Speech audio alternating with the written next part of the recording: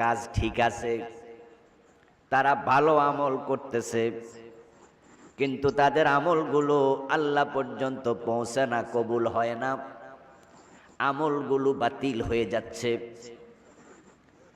হে নবী, আপনি বলুন ওই লোকের খবর আমি দেব নাকি? কোরআনের এই আয়াতগুলো নাজিল হয়েছে আজ থেকে 1400 বছর আগে, রাসূলের উপরে, সাহাবাই কেরামের যুগে। রাসূল সাল্লাল্লাহু আলাইহি ওয়াসাল্লামের যুগে এমন কিছু মানুষ ছিল যারা আমল করত, কিন্তু আমলগুলো কবুল হতো না। ওই মানুষগুলো হাসরের ময়দানে হাজির হয়ে দেখবে তাদের আমল নামায় কোনো নেক নাই, সবগুলো হারায়া গেছে। যদি প্রিয় নবীর জামানায় এমন লোক থাকে, আজকের জামানায় ওই জাতীয় লোক কমেছে না আরো বেড়েছে? তারা নেক আমল করবে, কিন্তু নেক আমলগুলো তাদের আমল নামায় যোগ হবে না। আপনারা জানেন কোরআন মাজিদে আছে, জাহিলিয়াতের যুগে মানুষ যখন হজ করতে যেত, তখন মক্কার কাফেররাও হাজিদেরকে পানি পান করাতো। হাজি সাহেবদেরকে পানি পান করানো খারাপ কাজ না ভালো কাজ? গুনার কাম না সওয়াবের কাজ? এখন জাহিলিয়াতের কাফেরদের এই নেক আমল আল্লাহ পর্যন্ত পৌঁছে তো? আপনাদের এলাকায় হিন্দুর দোকানে যদি কোনো ভিক্ষুক ঢোকে, হিন্দু ভদ্রলোকেরা কি 2-4-5 টাকা ভিক্ষা দেয় না? ভিক্ষা দেয়া খারাপ কাজ না ভালো কাজ? কিন্তু আমল নামায় সওয়াব যোগ হয়? ভালো কাজ করছে, নেক আমল করছে, কিন্তু যোগ হয় না। কারণ যারা জাহিলিয়াতের যুগে হাজিদেরকে পানি পান করাতো, ওই লোকেরা আবার লাত, মানাত, উজ্জা, হুবল, ইয়াসাব, নায়লা মূর্তির সামনে মাথা নত করত। তো হাজিদেরকেও পানি খাওয়ায়, আবার মূর্তির সামনে মাথা নোয়ায়। যারা মূর্তি পূজা করে তারা মুমিন না মুশরিক? তো মুশরিক যদি হাজিদেরকে পানি খাওয়ায়, লাভটা কি?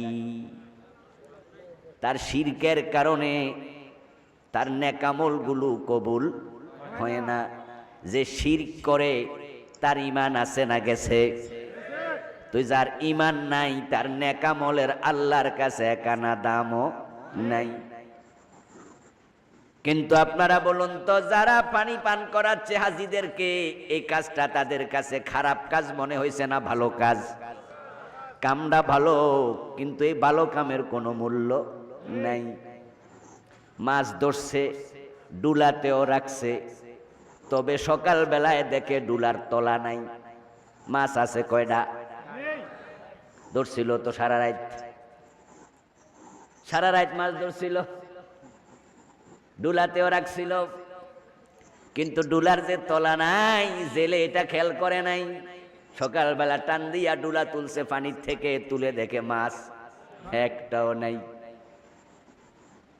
তো শিরিক করছো, তোমার তো তলা শেষ, ঈমান নাই।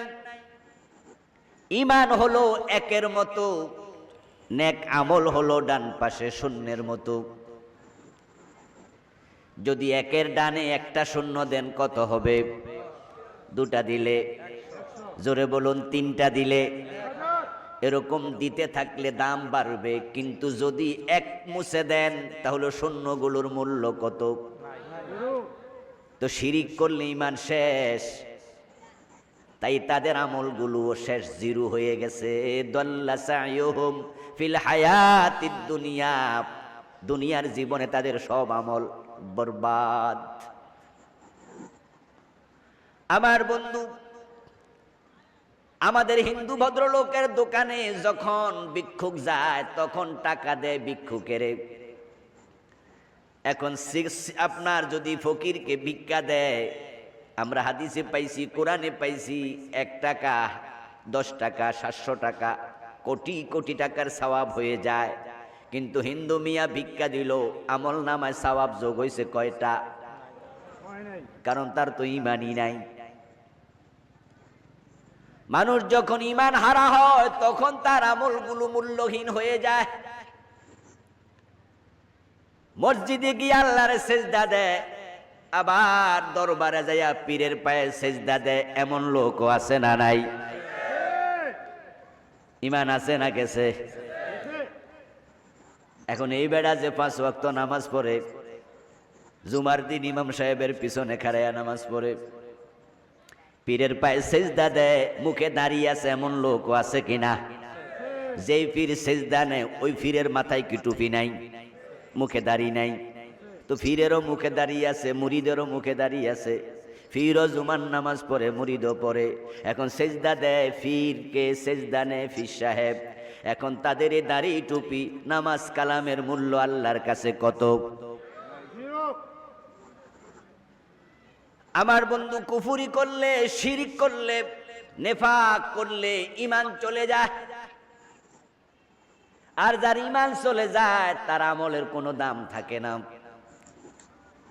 হাসরের ময়দানে কিছু মানুষ আল্লাহর সামনে হাজির হবে, হইয়া তারা দেখবে অনেক আমল দুনিয়া করেছিল, কিন্তু আমল নামাতে কোনো আমল নাই, কোনোটাই কবুল হয় নাই। তখন তারা আল্লাহ তাআলাকে বলবে, আল্লাহ আমি তো তাহাজ্জুদের নামাজও পড়ছি, আমি 5 ওয়াক্ত পড়েছি, লাখ টাকা যাকাত দিছি,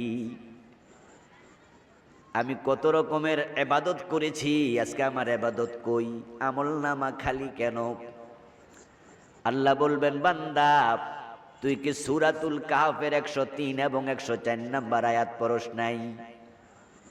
ওখানে তো আমি আল্লাহ ঘোষণা করেছি কিছু মানুষ আছে যাদের সব আমল দুনিয়ায় হারাইয়া গেছে, তুই তো তাদেরই একজন হয়ে গেছিস। তোর আমল তো বরবাদ হয়ে গেছে।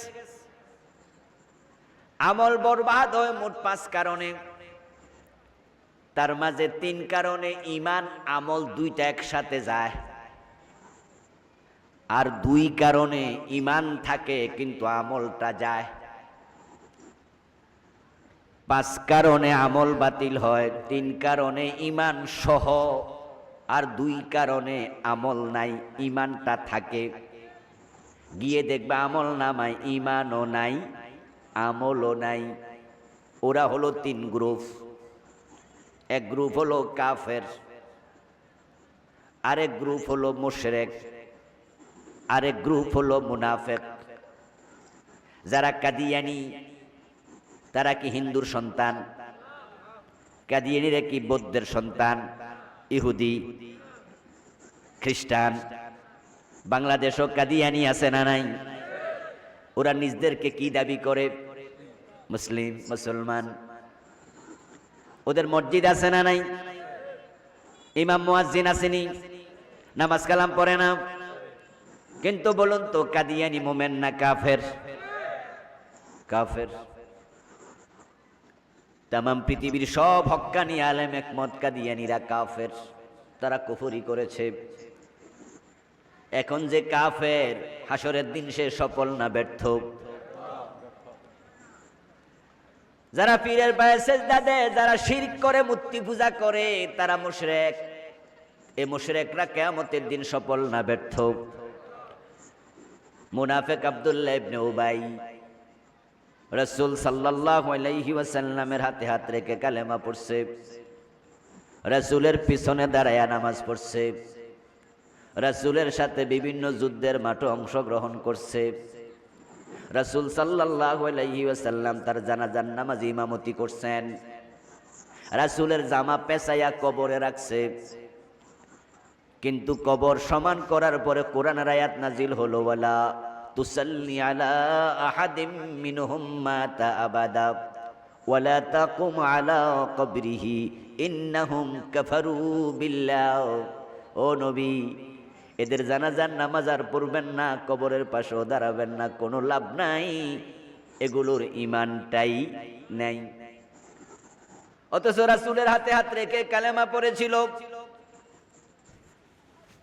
এই আব্দুল্লাহ ইবনে উবাই এবং তার সাঙ্গপাঙ্গদের ব্যাপারে কোরআনের আয়াত নাজিল হয়েছে, ইন্নাল মুনাফিকিনা ফিদ দারকিল আসফালি মিনান নার। মুনাফিকরা জাহান্নামে থাকবে ফেরাউন এবং নমরুদেরও নিচে, সবার নিচে। যারা মুনাফিক হাসরের ময়দানে তারা সফল না ব্যর্থ? তিনটা গ্রুপের ঈমান নাই, আর ঈমান যার নাই তার আমলও নাই। কাফের, মুশরিক, মুনাফিক। আর দুই গ্রুপ আছে যাদের আমল কবুল হয় না কিন্তু ঈমানটা নিবু নিবু করে জ্বলছে। ওই দুই গ্রুপের এক গ্রুপ হলো হারামখোর, আরেক গ্রুপ হলো বেদাতি। যারা বিদআত করে তাদের কোনো নেক আমল আল্লাহর কাছে আর কবুল হয় না। যারা হারাম খায় তাদের নেক আমল কবুল হয় না। আমাদের দেশে সুদ খায় এমন কিছু মুসলমান আসেনি? ওরা কি মসজিদে যায় না?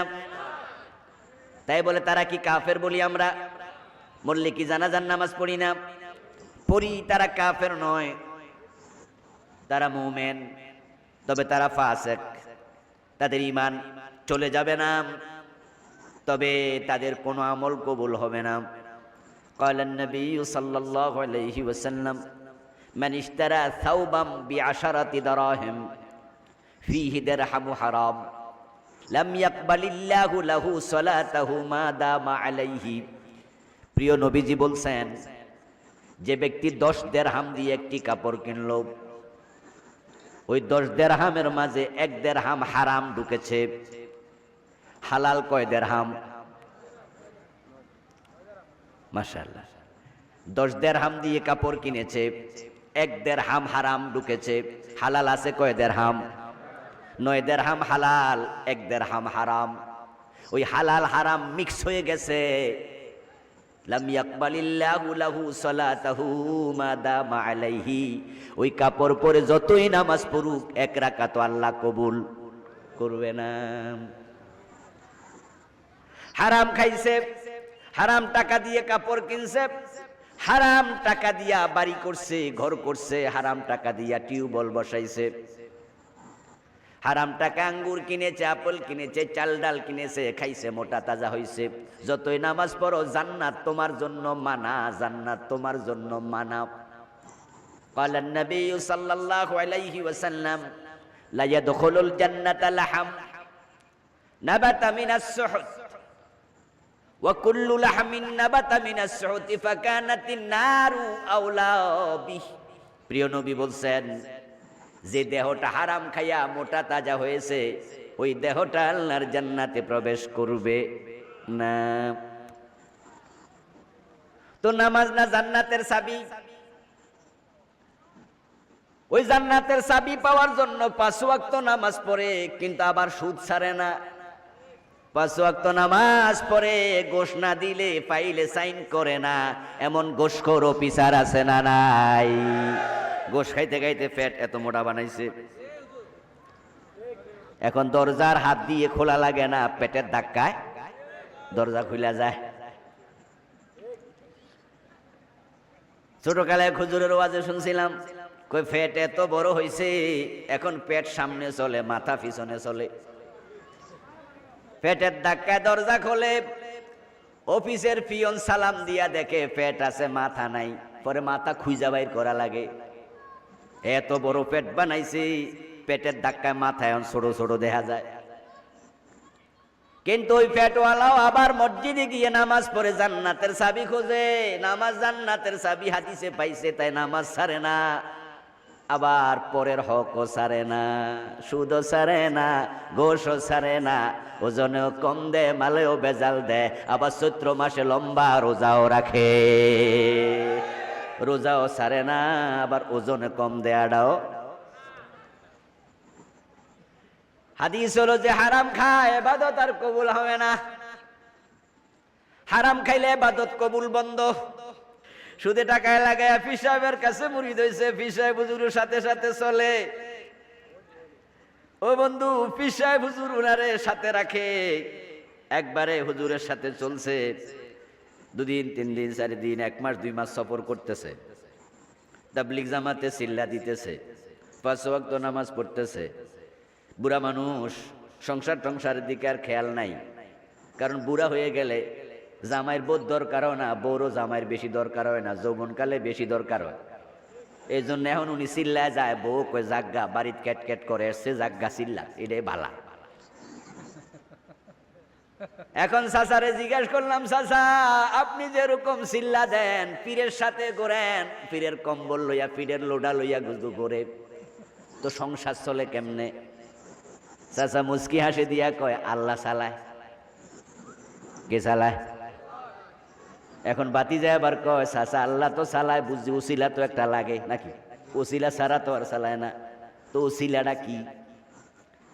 এবার চাচা কয়, চাকরি ছাড়ার পরে 30 লাখ টাকা পাইছিলাম পেনশন, ওটা সোনালী ব্যাংকে রাখছি, মাসে মাসে কিছু পাই, এটা দিয়ে আল্লাহ চালায়। সোনালী ব্যাংকে 30 লাখ রাখছে, মাসে মাসে যেটা পায় এটা হারাম না হালাল? এটা সুদ কিনা? উনি কো আল্লাহ বলে চালাইতেছে। সুদে টাকা লাগায়া চিল্লা দিয়া লাভ কি? সুদে টাকা লাগায়া নামাজ পড়ে লাভ কি? সুদে টাকা লাগায়া পীরের সাথে ঘুরে লাভ কি? সুদে টাকা লাগায়া হজ করে লাভ কি?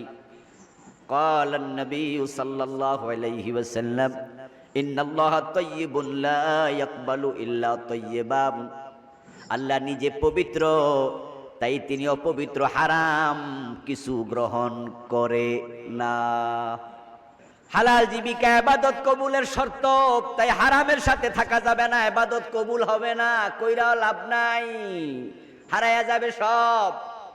আল্লাহর সামনে গিয়ে দেখবা নাই, ও আল্লাহ আমার নামাজ কই, রোজা কই? আল্লাহ কইব কেন? আমি সূরা কাহাফের 103 নম্বর আয়াতে বলছি না, কিছু মানুষ আছে আমল করবে, আমল হারায়া যাবে।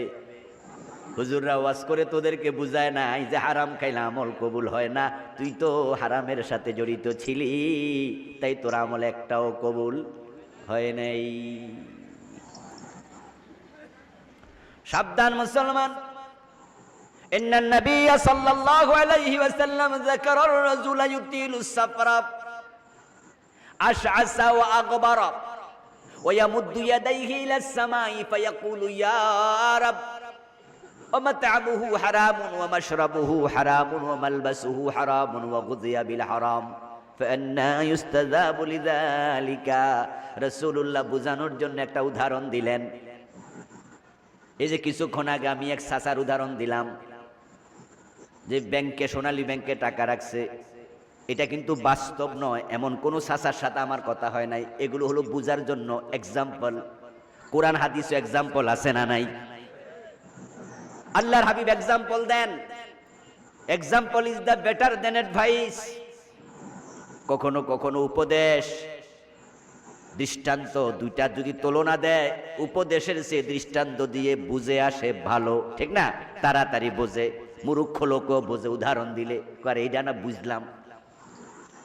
ওই যে বলছি ডুলা আছে তলা নাই, আমল আছে কবুল হয় না। ডুলার যে তলা নাই, মাছ রাখলে লাভ নাই, এটা বুঝতে একটু সহজ হয়েছে না? একবারে যে মূর্খ হেও তো এটা বোঝে, আরে ডুলার তলা নাই, তাহলে মাছ থাকবো কেমন? তো রাসূল উদাহরণ দেয়, যাকারার রাজুলা ইউতিলু সাফরা আশআসা ওয়া আগবারা। বহু দূর থেকে এক ব্যক্তি হজ করার জন্য মক্কায় গেল।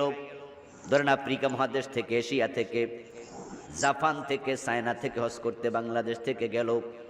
লম্বা পথ সফর করেছে, এহরামের কাপড় পরে। রাসূলের যুগে আজকের বিমান ছিল না, হেলিকপ্টার ছিল না, উঠে চড়ে পায়ে হেঁটে যাওয়া লাগতো। এখন পায়ে হেঁটে মরুভূমি পার হয়ে গেলে মাথার চুলের মাঝে ধুলাবালি আছে না নাই? কথা বলেন। গায়ের মাঝে ধুলাবালি আছে না নাই? এখন হেরামের কাপড় পরে কাবার অঙ্গনে গেল, চুলগুলো এলোমেলো, দেহটা ধুলি দূষরিত। ওই লোকটা আল্লাহর জন্য পাগল হইয়া সাদা কাপড়ের মতো কাপড় পরিধান করে কাবার সামনে যায় দুই হাত তুলেছে, ইয়া রব ইয়া রব। আর মনে মনে ভাবে, আমি এমন জায়গা দাঁড়াইয়া দোয়া করছি যে জায়গায় কত নবীর পায়ের ধুলা লেগে আছে। এই কাবার চারপাশে কত হাজার হাজার নবী তাওয়াফ করেছে, কত সাহাবার পায়ের ধুলা লেগে আছে। কাবার মুলতাজাম, যেখানে বুক লাগায়া দোয়া করলে আল্লাহ দোয়া ফিরায় না, দোয়া কবুল হয়। কাবার দরজা এবং হজরে আসওয়াদ পাথর এর মাঝখানের জায়গাটার নাম হলো মুলতাজাম। ওখানে বুক লাগায়া কত নবী কত সাহাবী দোয়া করছে।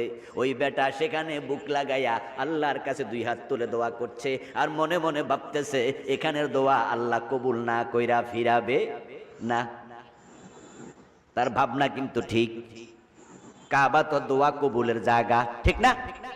দোয়া কবুলের জায়গা না? পৃথিবীতে এসে পবিত্র জায়গা আর আসেনি। এই জন্য আমরা যে কেউ বলে, ধরেন আমার বয়সে ছোট, একবার 20 বছরের ছোট একটা বাচ্চা বললাম, হেও যদি আমারে কয় হুজুর আমি কিন্তু আগামী মাসে উমরায় যাইতাছি, আমিও তারে বলবো ওখানে গিয়ে একটু দোয়া করো। এ ছোট মানুষ কি দোয়া জানে? এটা না।